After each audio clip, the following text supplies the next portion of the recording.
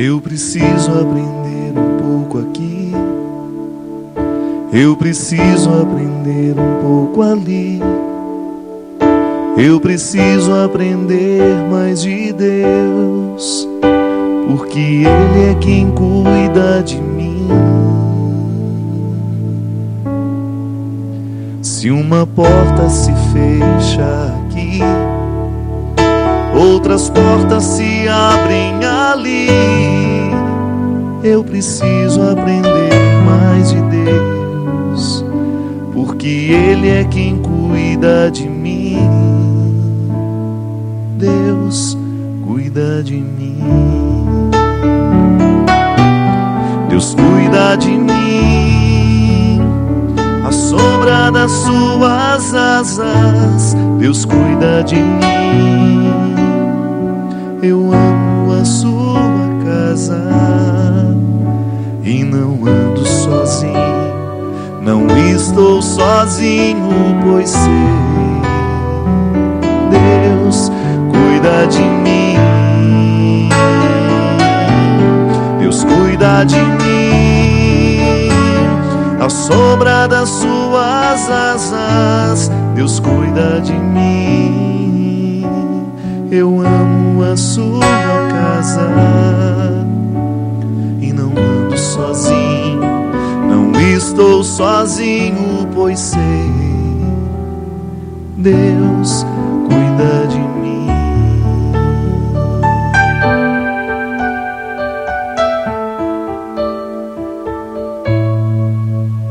Eu preciso aprender um pouco aqui, eu preciso aprender um pouco ali. Eu preciso aprender mais de Deus, porque Ele é quem cuida de mim.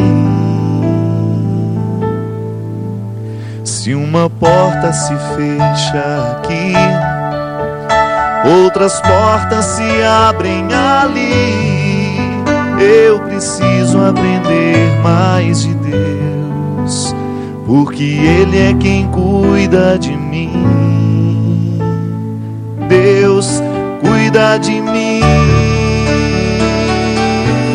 Deus cuida de mim, à sombra das suas asas. Deus cuida de mim. Eu amo a sua casa e não ando sozinho, não estou sozinho, pois sei, Deus cuida de mim. Muito boa noite, com muito prazer que nós estamos começando mais um programa de Direção Espiritual. É engraçado que às vezes a gente pensa que o cuidado de Deus na nossa vida, Ele vai ser manifestado o tempo todo nas portas que estão abertas. Mas a gente descobre que cuidar não é só abrir as portas. Cuidar também consiste em fechar portas. Por isso que essa canção fala de maneira bonita que quando uma porta se fecha, outras se abrem. Mas a sabedoria precisa ser buscada para identificar que na porta que se fecha também há um cuidado de Deus sendo expresso. E que nem sempre a gente consegue compreender, não é mesmo?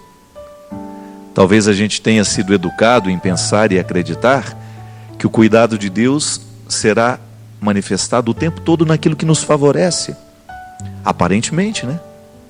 Quantas vezes na vida uma porta fechada significa oportunidade de crescimento? E mesmo que amar e ser amado consiste o tempo todo em estabelecer limites, em abrir portas, mas também em fechar portas. Amor de pai e de mãe se expressa no sim, nas oportunidades que a gente permite aos filhos, naquilo que a gente delibera, naquilo que a gente entrega, mas o amor também se expressa naquilo que nós negamos. Sobretudo quando você descobre que a palavra não, quando usada de maneira correta, ela ajuda a estabelecer limites necessários para a construção do caráter. Nós jamais vamos poder ter filhos educados, com bom caráter, se nós não dissermos não para muitas questões.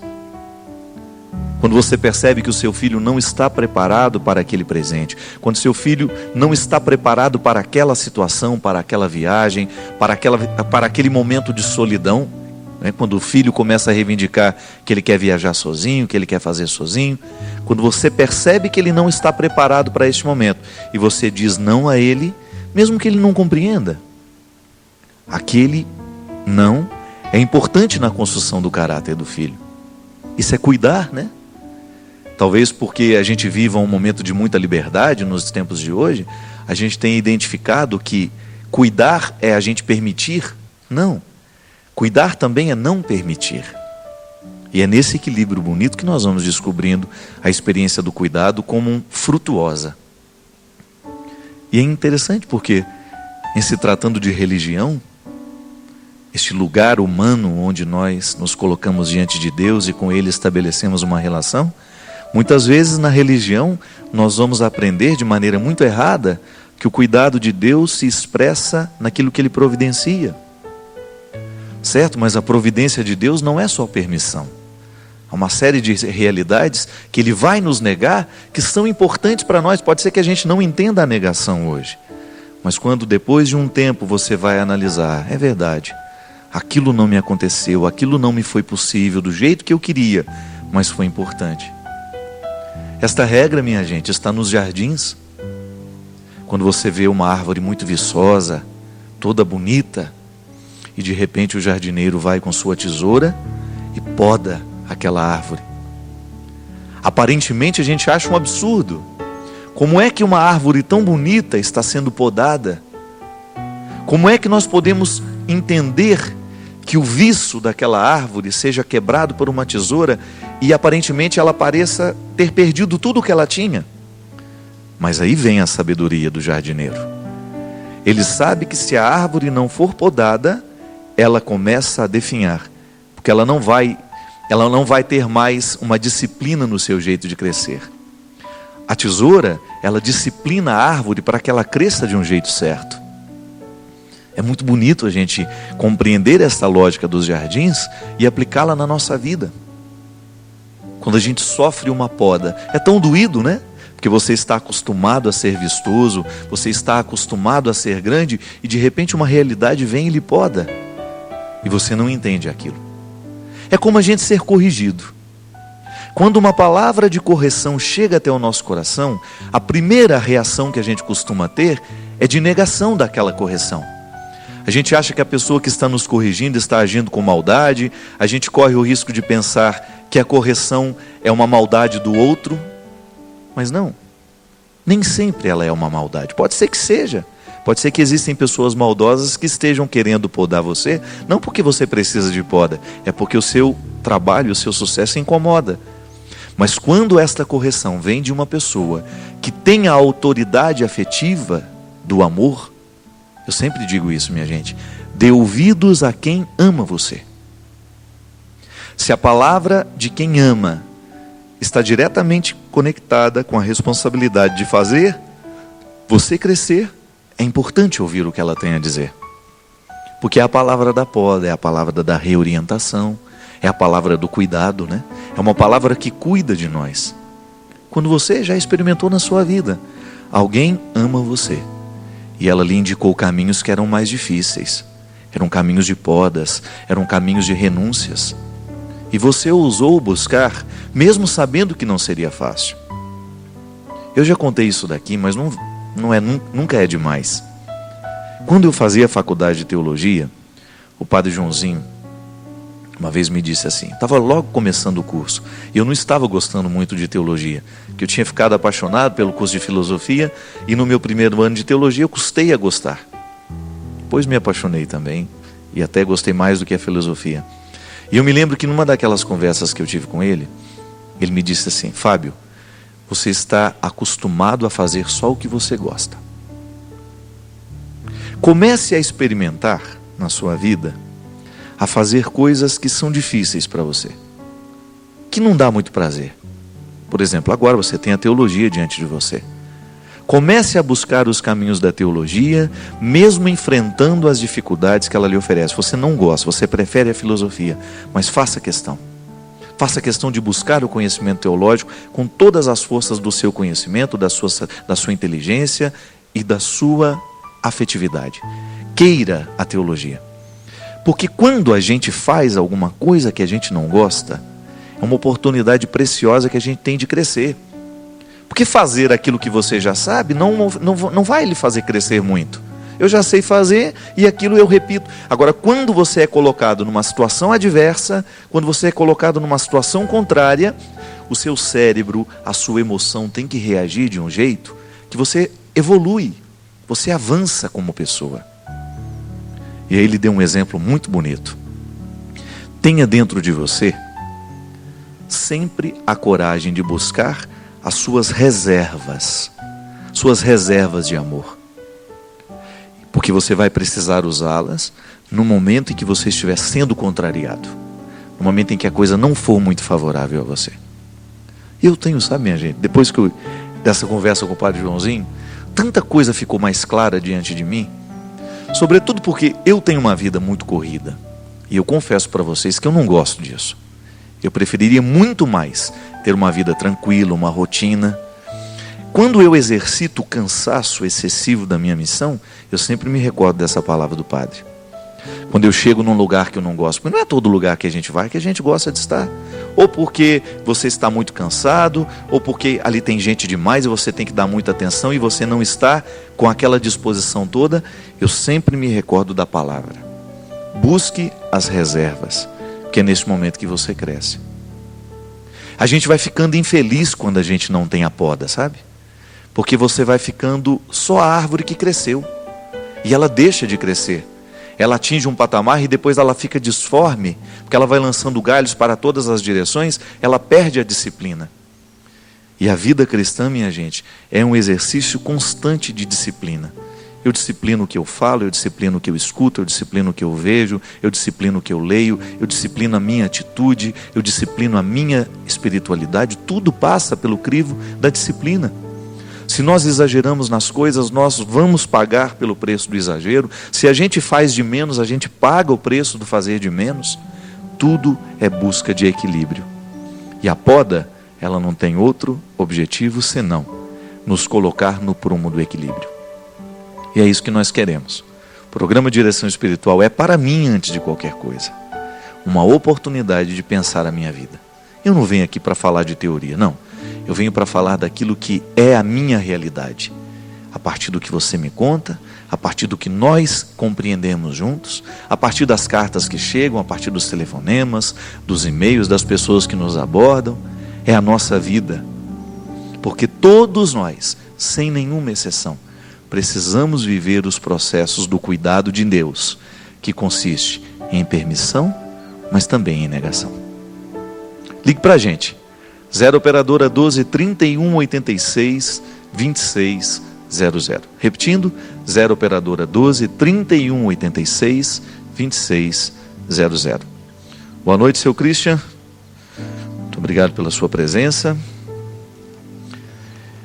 Gente, eu queria desde o início convidar você a enviar o seu SMS, iniciando com as letras CNTV para o número 49400. Mande para a gente, manda aí. Você sabe que você pode pedir também o seu pedido de aconselhamento através do SMS. A nossa equipe aqui na Canção Nova fica sempre atenta para recolher os pedidos que são de oração, mas também os que são de aconselhamento. E a gente vai começar aqui atendendo alguém que mandou pelo SMS. Acho que foi da semana retrasada esse daqui. Padre Fábio, sofro muito por tentar seguir a palavra de Jesus, mas eu sou sempre perseguida e humilhada. Por quê? Minha filha, não sei se é homem ou se é mulher, né? Não se identificou. Eu não vejo outro caminho do crescimento humano, né? E o seguimento de Jesus não tem outro objetivo senão nos colocar na perspectiva da melhora, né?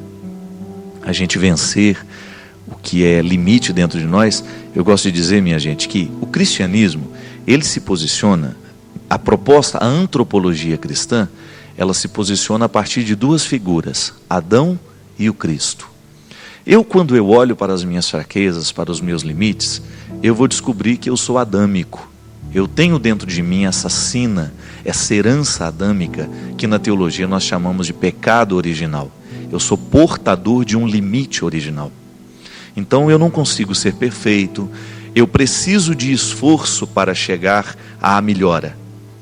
Qual que é o esforço que acontece? O esforço humano, a minha luta por ter consciência dos meus pecados, das minhas fragilidades, mas há a graça sobrenatural de Deus agindo sobre a minha condição adâmica, porque há no outro lado dessa história o Cristo, que é a revelação plena de Deus manifestada na humanidade, que exerce o papel de ser o redentor de Adão. Então, se eu estou mergulhado no pecado de Adão e sofro as consequências de Adão na minha carne, por outro lado, eu tenho Cristo me redimindo, me salvando através de uma graça sobrenatural, mas também o meu esforço humano.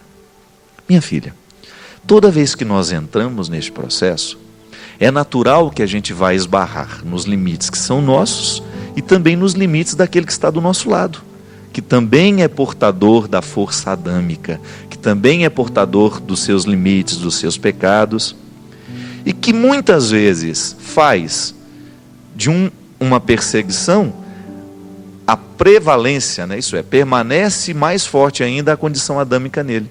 Então ele está, muitas vezes, vivendo um processo de ciúmes, de perseguição, é natural, e a gente acabou de dizer aqui, onde existem pessoas, ali haverá competição, ali haverá ciúmes.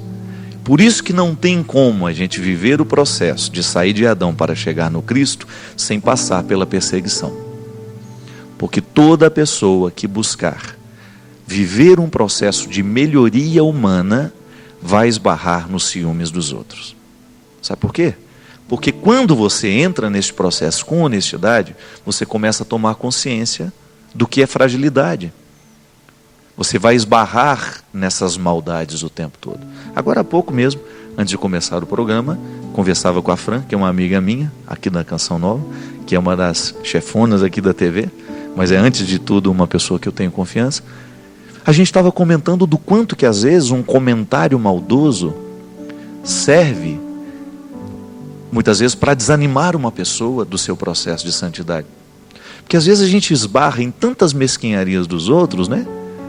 Mas é aí que entra, eu não posso estar preso nessas questões humanas mesquinhas. Eu sou o portador da condição de Adão, eu tenho limite, então eu tenho que olhar para o Cristo. Se eu for ficar olhando para o outro Adão, que é o meu irmão, se eu for ficar prestando atenção demais no que ele persegue, no que ele faz contra mim, eu nunca vou ter os olhos no Cristo. E às vezes, minha gente, a gente fica paralisado no nosso processo de conversão, é porque a gente para olhar o Adão que está no lado da estrada. Se a gente presta atenção demais nas perseguições que nós estamos vivendo, nos ciúmes que nós estamos sofrendo, a gente deixa de olhar para o Cristo. E eu volto a dizer aqui, quando nós estamos vivendo este processo com honestidade, a gente começa a não dar muita atenção a essas perseguições. Sabe por quê? Elas só vão emperrar o nosso processo. Você já deve ter vivido isso na sua carne, já deve ter visto alguém vivendo isso ao seu lado. Pessoas que ficam o tempo todo com espírito de perseguição. Ah, fulano não gosta de mim, fulano falou mal de mim, fulano está dizendo... Para com isso, presta atenção no Cristo que você persegue, no lugar que você quer chegar, e pare de ficar prestando atenção nessas coisas miúdas que às vezes estão do nosso lado, que são mesquinhas, que quando você dá atenção a isso, você fortalece o mesquinho que está do seu lado. É igual a comunidade de Orkut, né? Você já viu? Às vezes tem algumas comunidades de Orkut, estava até passando na televisão outro dia, comunidades que são criadas para falar mal de uma pessoa. Aí estava dizendo lá, de repente uma menina da escola, os colegas fazem uma comunidade para falar mal daquela pessoa. Sabe o que mantém a comunidade? É quem vem querendo defender. Porque se lá só tem gente falando mal e ninguém entra para defender e larga para lá, eles vão se matando com o próprio veneno. Eles estão querendo falar mal de alguém para despertar o ciúme de quem ama. Aqui no caso lá na escola, era um problema sério, porque a menina estava vivendo de perseguição, porque as amiguinhas que defendiam, e aquela comunidade virou um lugar de guerras. Quantas vezes dentro das nossas comunidades, dentro das nossas sacristias, isso acontece? não de maneira virtual. A gente começa a prestar atenção no ciúme que está ocorrendo, na perseguição, na palavra que está sendo maléfica, e a gente começa a alimentar isso dentro de nós. E outra, minha filha, ela é de São Paulo, essa pessoa aqui.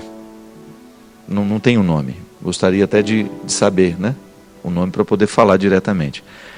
Mas todos nós podemos nos encaixar nessa história, porque todo mundo de alguma maneira é perseguido e humilhado por aquilo que crê. Nós estamos, no momento que você é perseguida e que você é humilhada pelo Cristo que você anuncia, pelo bem que você quer viver, você está se unindo às comunidades dos primeiros cristãos. Eu tive a oportunidade de fazer os caminhos de São Paulo. Gente, é impressionante de ver as primeiras igrejas cristãs. O lugar onde as pessoas, os cristãos, se escondiam para rezar. Por quê? Porque eles eram perseguidos. Porque eles estavam querendo sair da condição de adâmica, na condição adâmica, eles estavam querendo prestar atenção no Cristo, mas a realidade à sua volta era de perseguição. Então, fazer o bem, estar diretamente ligado ao bem, vai sempre despertar a maldade daqueles que não estão comprometidos com a bondade. Mas o mais importante é você fazer prevalecer a força do que é bom, como? Sendo bom. Se eles te perseguem, não trate da mesma forma. Se eles falam mal de você, não trate com a mesma moeda. Porque ódio não pode aplacar outro ódio. É só o amor que você vai tendo, a compreensão é que vai amenizando o poder dessas perseguições e os males que essa perseguição pode causar na vida de quem sofre. Renata de Manaus, grande abraço ao povo de Manaus. Padre Fábio, eu estou gostando de um amigo. Como devo lutar por esse sentimento se eu não sou correspondida? Devo esquecer e manter a amizade? Renata, a primeira coisa que você precisa tomar consciência é que se existe alguma possibilidade ou não, né, minha filha? Senão você vai ficar fazendo um investimento afetivo numa pessoa que lhe vê apenas como amiga. Você vai perder um tempo precioso da sua vida investindo de maneira errada. E o sofrimento, o sofrimento afetivo, ele nasce justamente quando a gente faz um investimento errado, né? Se você sabe que não existe possibilidade de viver aquele relacionamento, não invista nisso. Porque você vai se machucar, porque você cria expectativas dentro de você. Na filosofia, né, tem o Sêneca, um grande filósofo, que ele dizia que o sofrimento, a ansiedade, nasce por causa das expectativas que nós criamos.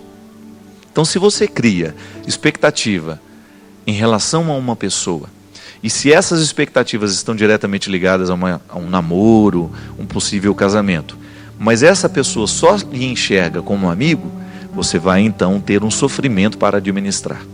Agora, se você coloca aquela pessoa no lugar certo, se você não cria com ela expectativas, se você não idealiza uma realidade que não poderá ser, você não terá o sofrimento, você começa a amenizar. Isso num primeiro momento pode parecer difícil, mas não é. Ficará difícil se você continuar alimentando este sentimento. É aquela velha história, né? A gente não deve acender uma fogueira que depois a gente não vai poder apagar. Se você percebe que o sentimento que tem da outra parte por você é apenas um sentimento de fraternidade, coloque isso no lugar certo, porque às vezes você não vai ganhar um namorado, mas vai ganhar um grande amigo. E às vezes, na tentativa de fazer o amigo ser um namorado, você perde o namorado e perde o amigo também. Duas perdas. E se a gente tem, minha gente, bons amigos nessa vida, é muito importante que a gente preserve essa amizade. Porque amigos são muito importantes no nosso processo de podas, como a gente dizia aqui no início. Quanto mais amigos a gente tem, maior é a possibilidade que a gente vai ter de crescer, porque são visões diferentes sobre nós. Os bons amigos, e a gente tem que alimentar isso o tempo todo, são aquelas pessoas que têm um acesso direto àquilo que a gente é. São pessoas que você depositou autoridade, né? Você deu autoridade para que aquela pessoa pudesse ter, então, uma palavra com você, sobre você, alguém que lhe ajuda a refletir as suas questões, alguém que ajuda a ser você o que você é. E às vezes, na confusão do sentimento, a gente acaba perdendo esta pessoa que é tão especial para nós. 0 operadora 12 31 86 2600. Lembrando que você pode passar também para nós o seu SMS, iniciando com CNTV para o número 49400. Aí você escreve a sua mensagem, o seu pedido de oração, seu pedido de aconselhamento, que nós estaremos sempre aqui prontos para atender você. Porque o programa Direção Espiritual só existe porque você participa conosco. A matéria-prima do nosso programa, volto a dizer, é a sua vida. Nós vamos para um rápido intervalo e a gente volta daqui a pouquinho.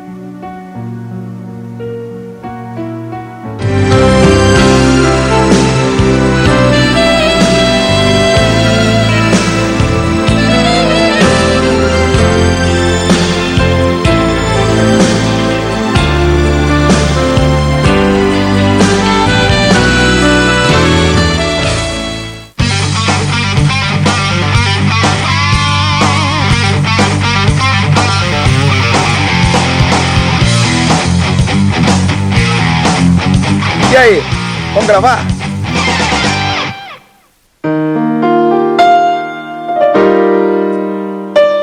Pode ser que a gente esteja perdendo tempo na vida porque nós estamos dando atenção àquilo que de verdade não precisa ser. Tenha pressa de ser feliz, porque nós não sabemos quanto tempo nos resta. Experimente ter um olhar diferente diante dos problemas da vida, quando o sofrimento bater à sua porta. Um novo livro de Padre Fábio de Mello.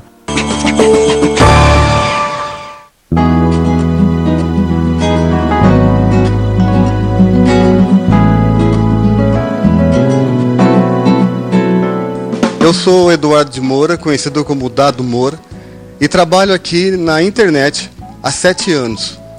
E o que estimula a mim e certamente também aos meus colegas de trabalho é saber que estamos contribuindo com a evangelização, disponibilizando no nosso site conteúdos que formam a consciência cristã, sempre fundamentados na doutrina e nos dogmas da Santa Igreja Católica.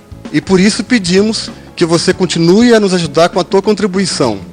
Só para esclarecer um pouco mais, R$20 que seja a sua contribuição, você estaria permitindo que 5.000 pessoas tenham acesso ao nosso conteúdo por 24 horas. Prepare-se! 18 de agosto, 18 de agosto, peregrinação para a Terra Santa com Márcio Mendes e o Padre Bruno. Ligue para a Obra de Maria e informe-se. 12 3186 2055. Obra de Maria, mais que viagens, encontros com Deus.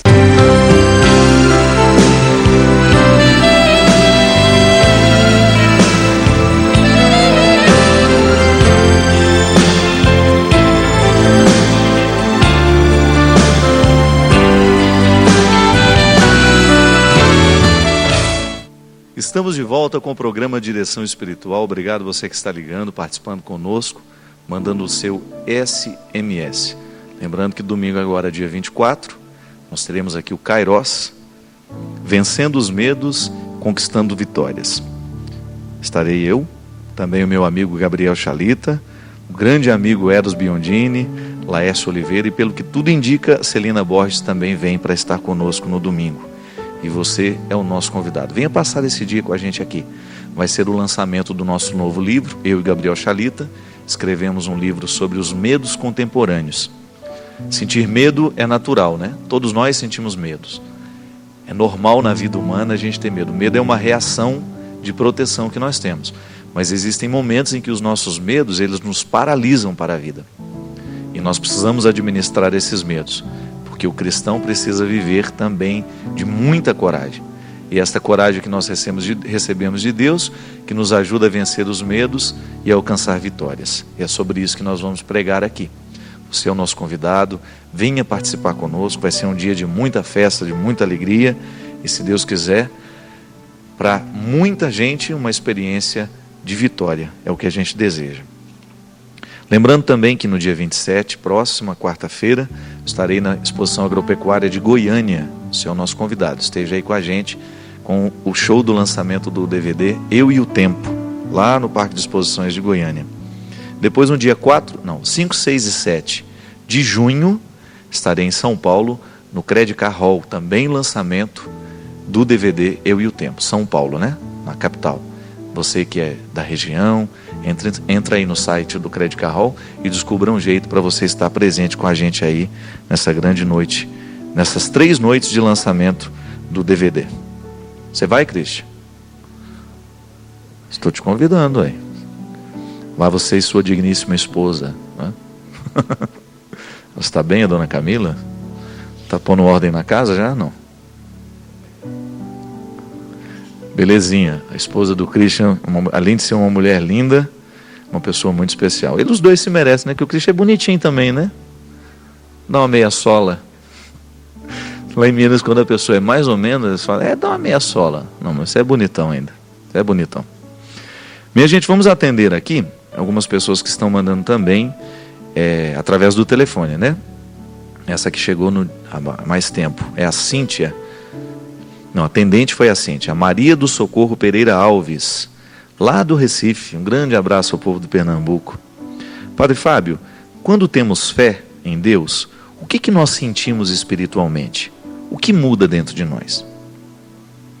Maria, a fé nem sempre passa pela experiência do sentimento, né? Essa é uma grande confusão que às vezes a gente faz. A gente acha que acreditar em Deus é sentir alguma coisa de extraordinário. E eu achei interessante que uma vez eu ouvi do Monsenhor Jonas Habib, né, dizendo que boa parte da vida dele, ele viveu em aridez. A aridez é aquele momento da nossa fé em que a gente não tem a sensação. Porque o que é a sensação? Quando eu sinto dentro de mim uma força, uma emoção, uma alegria, e que a renovação carismática provoca muito isso. A gente sabe que é uma característica da espiritualidade, da renovação carismática, trabalhar a sensação. Por quê? A gente trabalha com elementos que motivam a sensação. A música, às vezes você vai participar de um grupo de oração, você tem um longo tempo ali de uma oração dentro de um contexto musical, aí aquela música vai e volta, a pessoa chora, a pessoa se emociona. Mas a gente não pode pensar que a nossa fé se limita a essa sensação. Não. Mesmo que eu não choro o dia inteiro, né? O grupo de oração não dura o dia inteiro. São algumas horas. Às vezes a missa também nos emociona. A palavra do sacerdote nos emociona. Você vai lá na igreja, você escuta um bispo, você escuta um pastor, você escuta um líder religioso, até mesmo um leigo fazendo uma pregação bonita, você se emociona e você vive a experiência sensível da fé. Isto é, houve um elemento externo, uma música, uma palavra, um olhar, um abraço, alguma coisa que é material, eu posso sentir aqui. Isso faz você sentir, você tem a sensação. Tudo bem, isso faz parte do processo da fé. Mas a nossa fé, aquela que nos sustenta no nosso dia a dia, é aquela convicção mais profunda que não depende da sensação, mas é uma convicção, é também racional. É por isso que a fé e a razão, elas andam juntas. Poderíamos dizer que são duas asas, né? O Papa já dizia isso através da encíclica Fides et Ratio, que trabalha justamente esse equilíbrio da fé unida com o processo da razão. Mas dentro da fé, nós temos toda uma dimensão racional sendo trabalhada. Eu acredito em Deus, eu tenho o contato com a palavra dele, eu conheço as suas regras, mas nem sempre eu sinto no meu coração aquela emoção que alguns momentos do processo religioso pode me causar. É um momento em que eu preciso ficar de pé. Eu não posso ter uma fé apenas emocional. Uma fé apenas emocional, ela não nos sustenta. Porque nós não podemos ser emocionados o tempo todo diante do sacrário. Eu não preciso dessa emoção para garantir a minha crença em Deus. Eu preciso de ter uma perspectiva de convicção que me sustenta, que me faz agir. Porque senão ela não serve para nada. Se a minha fé não motiva o meu jeito de agir, ela não tem validade na minha vida. Se a fé só serve para me emocionar, eu vou ficar o tempo todo buscando a imaturidade. Eu vou ficar correndo atrás de gente que me emociona, mas eu não vou mudar a minha vida. É claro que a emoção, ela faz parte. É bonito a gente ter um momento de... É igual aquela pessoa que fez aquele retiro, né? saiu de lá achando que a vida foi mudada. Cuidado, porque aquela emoção pode durar um tempo e depois você esquece. A emoção tem que partir, tem que nos encaminhar para as decisões, ela tem que nos encaminhar para a fé madura. E essa fé madura se dá no conhecimento da palavra, no conhecimento da doutrina, no conhecimento da catequese, quando nós começamos a mergulhar no mistério da fé cristã. Olha, se você diz que tem fé, mas não se dispõe a estudar a fé que você professa, a gente já começa a duvidar que essa fé possa te sustentar em algum momento. Por isso que muita, eu perdi a fé em Deus. Não, acho que você nunca teve. Não é verdade? É aquilo que eu já disse em outros momentos aqui. Fé você tem que perder todo dia. A fé de hoje não servirá para amanhã, porque o processo de Deus em nós é nos fazer evoluir nesse conhecimento. Eu experimento Deus de uma forma diferente todos os dias. Hoje eu me sinto emocionado e a palavra de Deus me comove. Amanhã eu leio e não acontece nada, mas eu não posso ler somente para a emoção. Eu tenho que ler também para a compreensão, para eu buscar lançar luzes sobre o meu processo humano. Não tem outro jeito, minha gente. Há momentos da nossa vida em que nós vamos ter um Deus muito palpável, muito presente, mas de repente ele se ausenta. Eu não tenho essa capacidade de sentir o tempo todo. Mesmo porque Deus não quer isso também, né? Eu acho bonito que São João da Cruz, um grande místico da igreja, né? Há uma expressão dele preciosa que ele fala assim: o que podemos conhecer de Deus são as pegadas de sua ausência. Como é que eu posso ver as pegadas da ausência? É como se você abrisse, alguém telefona para você e fala assim: abre logo a janela da sua casa porque Deus está no seu jardim. E você corre para a janela e quando você abre, você não vê mais. Mas você descobre que no jardim há pegadas da ausência. Não é lindo isso? É o significado da Eucaristia. Eu fiz até uma música, né, que chama Pegadas de Sua Ausência. Você sabe tocar, Cristiano? Não. Ré maior. Tua presença, meu Senhor, posso tocar. Vejo as pegadas que deixaste em nosso altar, onde em mistério tu te mostras, sem que os olhos possam ver, mas o percebe o coração que sabe crer. Crer que o altar é o lugar da comunhão, onde divino e humano dão-se as mãos, e as belezas desta terra se misturam às do céu. Eu não sei mais, a letra não lembro mais. Mas isso é interessante. A música é minha, eu canto do jeito que eu quiser, Cristo. Já cantei errado aqui. Mas o que é o interessante da música? E eu particularmente gosto muito dessa letra. Porque ela fala do mistério da Eucaristia enquanto presença que os meus olhos podem ver. Mas o que os meus olhos podem ver? É o pão e o vinho, minha gente. Houve a transubstanciação. Está ali. Já houve a mudança. O vinho não é mais vinho, é o sangue de Cristo. O pão não é mais o pão, é o corpo de Cristo. Mas eu lhe pergunto, o que você continua enxergando? Vinho e pão, não é verdade, Cristo? Agora, a minha fé, isto é, a minha crença, que não passa pela minha emoção nesse momento, não precisa passar, eu enxergo o corpo e o sangue, porque a minha fé me faz ver além.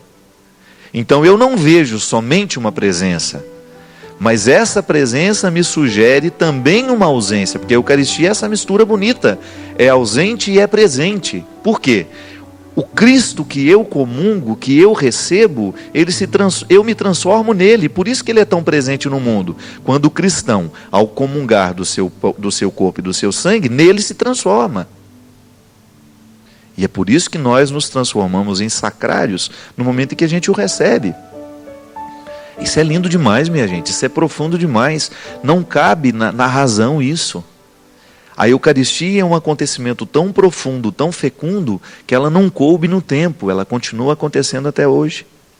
Da mesma maneira, quando a gente sente uma saudade que não coube dentro de nós, uma pessoa foi tão imensa dentro de nós, que ela não cabe, eu vou sentir saudade o resto da vida.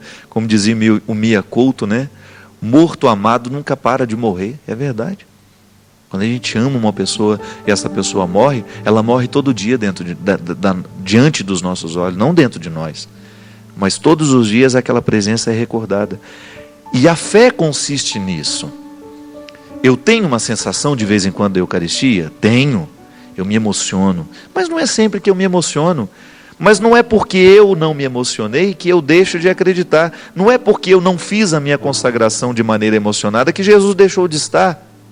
Ou aquela Eucaristia naquele dia em que eu não estava com tanta fé assim, que ela deixou de ter efeito. Não, não passa por isso. Não passa pela minha emoção. Passa pela convicção de que este Cristo presente, Ele age em nós. E Ele se transforma em convicção. A Eucaristia é viva dentro do cristão, ou deveria ser. Porque a Eucaristia não é só colocar o pão na boca, o corpo, tomar o sangue, não é? A Eucaristia, o desdobramento mais eficaz da Eucaristia é o comprometimento que nós fazemos com Cristo no altar. Eu serei o Senhor de novo. O Senhor viverá em mim, eu viverei no Senhor. Como dizia São Paulo, né? Já não sou eu que vivo, é o Cristo que vive em mim. Isto é dinâmica da Eucaristia. Não pode haver cristão se ele não participa da Eucaristia. E volto a dizer, minha gente, não é um número de vezes, não. A pessoa vai à missa todo dia, a pessoa está lá todos os dias, mas a Eucaristia não está todos os dias nela. Não adianta. Eu preciso viver lá, mesmo que eu não sinta. Eu me comprometo com aquilo que o Cristo é. Eu vou ser para o meu irmão o mesmo que Jesus foi para as pessoas que ele encontrou.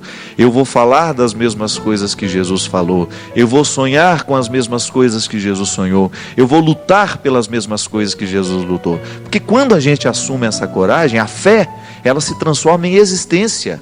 É existencial, porque ela me motiva a ser no mundo o que nós precisamos ser. O meu protótipo é o Cristo, já disse, diante de Adão está o Cristo. Então eu faço essa passagem o tempo todo, eu vivo esse êxodo, né? Eu saio desta terra de escravidão, que é a minha condição de Adão, e eu adentro a terra prometida, que é o Cristo. É tudo interligado, né? As metáforas do Antigo Testamento se aplicam às realidades do Novo. Sair de uma terra para entrar, sair de uma terra de escravidão para entrar numa terra de liberdade. Eu no meu templo de escravidões, eu aqui com todas as forças de Adão dentro de mim, saindo na direção do Cristo. A Eucaristia é um instrumento para eu chegar mais rápido ao Cristo. Mas quando é que ela vai ser verdadeiramente eficaz do ponto de vista de fé? Quando eu sinto? Não. É quando eu tenho a coragem de assumir para mim os mesmos princípios que Jesus viveu.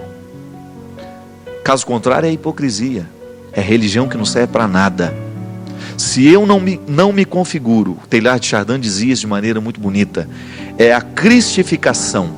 Eu, ao viver a Eucaristia, eu me cristifico. E ele fala que isso é tão amplo, que a Eucaristia que está repercutindo em mim, ela repercute no universo. É a comunhão cósmica. É toda a dimensão da vida voltando a ser Cristo. Porque o pecado de Adão colocou todo o universo numa perspectiva de limite. Todas as realidades são limitadas. É a metáfora que nós retiramos disso. É o bonito da sugestão. E aí eu vivo então essas transições constantes na minha vida. Eu nunca estarei pronto. Por isso que o cristão precisa o tempo todo dos sacramentos. O sacramento é uma realidade que me ajuda a viver, a antecipar a vinda do Cristo. Por isso, né, vai lá na música de novo, Cristo. Está no ré? Te adorarei, Senhor, de todo o coração. Te louvarei, te bendirei. Aí a parte que vem agora. Enquanto espero a tua volta, eu volto aqui, te receber em mim, glorifica minha vida. É isso. A igreja presente no mundo, ela antecipa a vinda do Cristo. Nós estamos falando de uma vinda escatológica, estamos, mas quando a igreja consegue viver na sua realidade, quando ela consegue verdadeiramente fazer o sacramento acontecer na vida do povo, então nós antecipamos a chegada de Jesus. Enquanto ela não volta, enquanto o Senhor não volta, eu volto aqui, no altar. Eu volto na igreja, eu volto no lugar do culto, eu volto no lugar da oração, porque voltar ao lugar da oração, voltar ao lugar do culto, voltar ao altar, eu antecipo a sua chegada no mundo. E isso está no documento da igreja, é lindo. A igreja apressa a vinda do reino de Deus.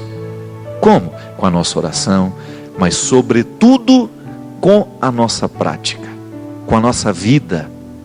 Não é interessante isso, minha gente? Você pensar que hoje você se compromete com as coisas boas, você se compromete com a verdade, você se compromete com tudo aquilo que é bom na vida, e ao se comprometer com tudo que é bom na vida, o Cristo toma posse de novo da história. Ele é atualizado. Não, toma posse ele já tomou de maneira definitiva, mas eu atualizo naqueles lugares que existem sombras. Quantos lugares do mundo hoje estão cheios de sombra? Às vezes dentro da nossa casa, minha gente. Não é toda a nossa casa que está iluminada. Às vezes tem um quarto da nossa casa que não está iluminado. Por quê? Por causa da pessoa que mora nele. Não adianta eu buscar o cristianismo só para mim. Não adianta eu ficar iluminado sozinho. É por isso que Jesus é comunhão o tempo todo. Se eu tenho dentro da minha casa alguém que não está iluminado do mesmo jeito que eu, ao invés de ir lá fazer lição de moral, não, eu vou lá dividir a luz. Vou lá e dou um pouco da minha luz, porque isso é que é bonito. O cristão, quanto mais ele se dá, mais ele se recebe. Vou repetir isso? O cristão, quanto mais ele se dá, mais ele se recebe. Porque é assim, é um círculo que não para. Ao me dar ao outro, ao fazer um gesto de amor, eu me recebo de novo. Porque o Cristo me entrega de novo. O Cristo me renova na minha capacidade de amar. É por isso que amor nunca esgota. Ninguém fica cansado porque amou. Já encontrou alguém e falar assim, estou cansado de amar? Não, ele pode estar cansado de outras coisas. Porque o amor, quando é verdadeiro, ele não cansa. Por isso que nós dizemos, o amor de Deus não se cansa de amar. E eu vivo a dinâmica desse amor em mim o tempo todo. Eu apresso as coisas boas. É isso, minha gente. Eu fico, encantado de ver o quanto que essa experiência de Deus, ela é leve. Ela é leve. Ela não é peso para nós. Religião compreendida assim deixa de ser peso, deixa de ser obrigação. Porque no ato de amar, eu estou me recebendo melhor. Quando eu me dou, eu me recebo ainda melhor. Quando eu me coloco na perspectiva de ajudar alguém, eu me recebo ainda melhor. Eu me multiplico de maneira positiva. Isso é Eucaristia, é comunhão, é o significado mais profundo da doação de Jesus na cruz. Jesus não morreu só por morrer, para se mostrar valente. Jesus não morreu só para se mostrar o bom da história. Olha, estou levando as últimas consequências do que eu falei. Não. Ele morreu justamente para nos ensinar o motivo mais bonito do amor, que é multiplicar-se. Eu, no momento em que eu me entrego ao outro, eu me recebo. E Jesus, ao morrer, ele se coloca nessa perspectiva, né? A cruz de Cristo substitui a árvore de Adão. Você não tem que ficar prestando atenção na árvore de Adão. Os seus olhos têm que estar fixos na cruz do Cristo, que significa ressurreição, que significa doação, que significa vida nova, que significa proposta existencial diferente, de fé que consiste também não apenas sentir, mas saber aonde se quer chegar com a fé que se tem. Nem sempre eu vou conseguir sentir, mas eu preciso saber aonde é que a minha fé vai me levar. É aí que você coloca-se na experiência. Eu não sei, mas eu quero. Então eu me coloco no caminho. Porque se você soubesse, não precisaria ser fé. Se você tivesse certeza, não precisaria ser fé. Aí a gente descansa, é verdade. Eu não preciso ter certeza o tempo todo. Eu posso caminhar na esperança, na fé, sabendo que esta fé também consiste em ter dúvidas no meu dia a dia, que não é problema ter dúvidas. O que eu não posso é me esquecer da bondade. Porque quando eu tenho dúvida se Deus existe ou não, mas continuo vivendo o caminho do amor e da bondade, Deus continua em mim do mesmo jeito, mesmo que eu não acredite nele. Ele continua me dando a fonte, Ele continua alimentando a fonte mais bonita da fé, que é a nossa capacidade de se dobrar pelo outro. Minha gente, de nada adianta a gente ter uma fé bonita, sentimental, de louvores e disso, daquilo, se quando termino o meu grupo de oração eu não olho para os miseráveis que estão do meu lado, para as pessoas que precisam de mim, se eu não tenho sensibilidade de acolher os que sofrem, ou se eu saio dali falando mal de quem eu encontrei, se eu saio falando mal da pessoa que... Não, isso não serve para nada, não. A fé que eu sinto, ela tem que me motivar a caminhar na direção dessa Eucaristia que não termina. Ah, padre, mas eu não sou católico. Não tem problema. Você está envolvido pelo mistério da Eucaristia, do mesmo jeito que a Eucaristia é palavra de Deus, está lá. Tomai e comei todos vós. É Deus em Jesus se entregando, dando. E ali uma lição que nós jamais poderemos esquecer. Que toda vez que verdadeiramente nós nos deixamos motivar pelas coisas do céu, nós seremos naturalmente afeitos à verdade, à justiça, à bondade, à liberdade. E seremos promotores de tudo isso onde quer que a gente esteja. A gente vai frear a nossa língua para falar qualquer coisa de maldade, a gente vai frear as nossas intenções quando essas não estiverem comprometidas com aquilo que está servido na Eucaristia.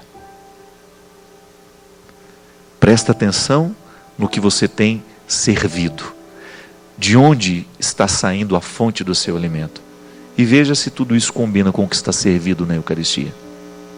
O prato principal do banquete eucarístico é a vida de Cristo. Mas sabe para quê? Para que eu transforme a minha vida nele e que ele seja presente em mim. E aí, quando a gente faz isso, a gente apressa todas as coisas boas que Deus já reservou para nós. Pense assim, que lá no futuro existe muita coisa boa esperando por você. E quanto mais você se transformar hoje numa pessoa boa, quanto mais você fizer pacto com as coisas boas da vida, mais pressa essas coisas terão para chegar até você. Porque o amor tem pressa, a verdade tem pressa, Deus tem pressa em nos fazer felizes, mas se a gente coloca obstáculo para essa felicidade, é possível que a gente fique lamentando. Ah, Deus não quis, Não, Deus sempre quer. É a gente que precisa ter coragem de realizar na nossa vida aquilo que é a vontade dele.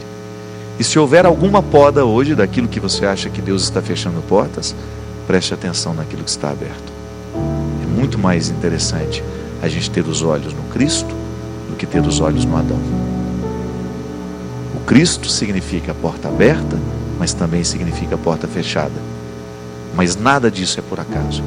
O objetivo de Deus na nossa vida é nos fazer avançar sempre. Derrame sobre todos nós a bênção do Deus Todo-Poderoso, Pai, Filho e Espírito Santo. Amém. Até a semana que vem, se Deus quiser. Deus cuida de mim, à sombra das suas asas. Deus cuida de mim, eu amo a sua casa. E não ando sozinho, não estou sozinho, pois sei, Deus cuida de mim.